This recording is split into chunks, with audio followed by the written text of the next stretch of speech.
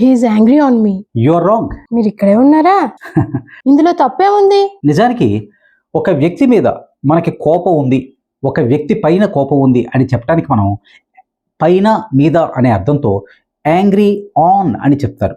నిజానికి ఇంగ్లీష్లో angry on use చేయరు, angry with or angry at అని యూస్ చేస్తారు. అంటే బ్రిటిష్ ఇంగ్లీష్లో యాంగ్రీ విత్ అని చెప్పడానికి స్టాండర్డ్ ఇంగ్లీష్గా భావిస్తే అమెరికన్ ఇంగ్లీష్లో యాంగ్రీ ఎట్ని చెప్తారు.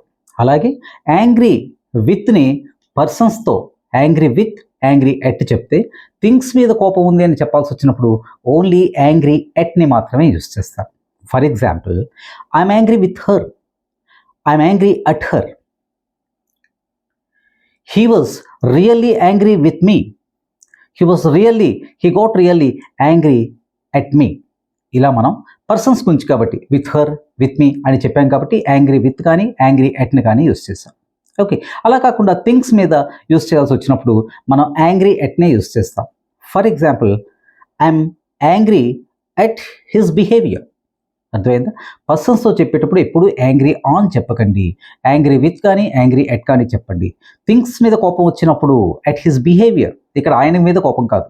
Okay, I'm angry at his behaviour, I'm angry with him or I'm angry at him. Okay.